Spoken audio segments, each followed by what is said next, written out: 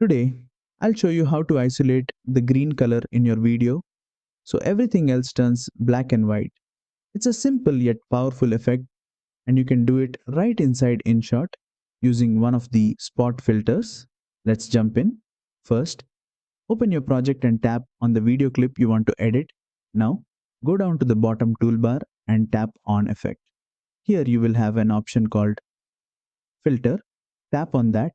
Now scroll over to the spot category and select green. Once selected, you'll see a slider appear below. This controls the strength of the green isolation. Slide it from 0 to 100 to adjust how much of the green is kept in the shot.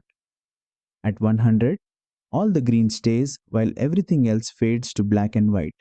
When you're happy with how it looks, tap the check mark to apply the effect. And that's it. You've isolated the green color in your video using the spot green filter in InShot.